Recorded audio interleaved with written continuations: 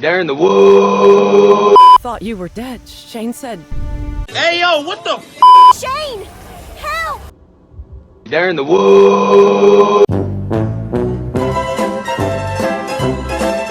The Walking Dead? They should have called it The Jogging Dead, because if you take this game as seriously as the developers took it, you can jog your way through 90% of the entire thing! I'm gonna level with you, Chief. I had zero plans on entertaining this game because, let's be honest, we've all seen the backlash. But after playing 10 minutes of this utter horse it became obvious to me that every last bad review was about to be justified. From walkers just respawning out of thin air to the entire dialogue just leaving the game in one of the most confusing glitches I think I've ever witnessed. Lori, thank God. Thought you were dead, Shane said. They're in the woods.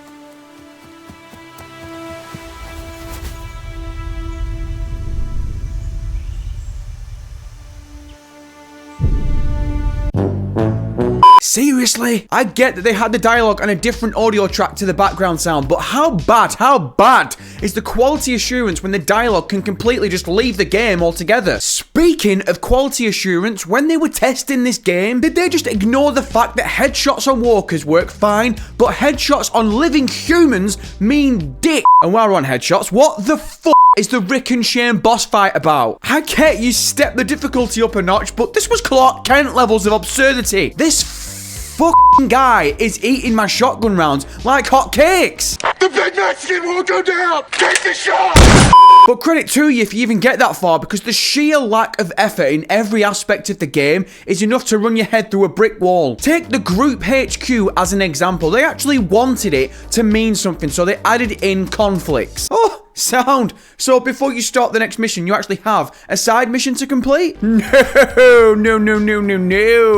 That was too much work for these lazy pricks. All it is you go over to the conflict character, choose a side, and move on. What was the point? I wouldn't have even been that bothered, except you have to do it between every single mission. Well, how else are you supposed to gain points for the skill tree? By playing the game! By exploring the levels! Every other game developers make you actually work for the skill points. But on Jogging Dead, all you need to do is pick a side in a bullshit argument. So when you finally work your way through the grueling 50-50 3-second conflict resolution, you'll eventually get to one of the most infamous moments in the entire Walking Dead series, the barn. But don't get excited, because you're only limited with 2 characters trying to save the whole group, and what really illuminates how piss poor the effort towards this game truly was, before you open the barn door, you can actually enter it and realize there is nothing in the barn at all.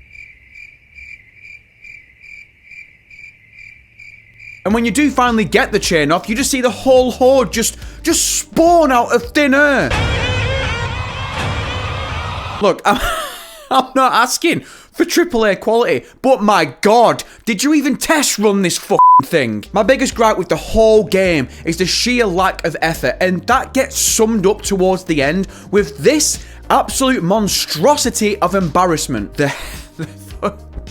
Helmet Walker. They actually fucking named it the Helmet Walker. Basically, you reach the prison and the lazy bastards were phoning it in that much. Instead of taking the time to create a few walkers in police gear, they just stuck police helmets on the already existing walkers and just labeled them Helmet Walkers! Are you seriously telling me during the zombie apocalypse a group of walkers put on police helmets? Either that or Julie and her 20 twin sisters all decide to come to work in the Friday casuals. Get fucked!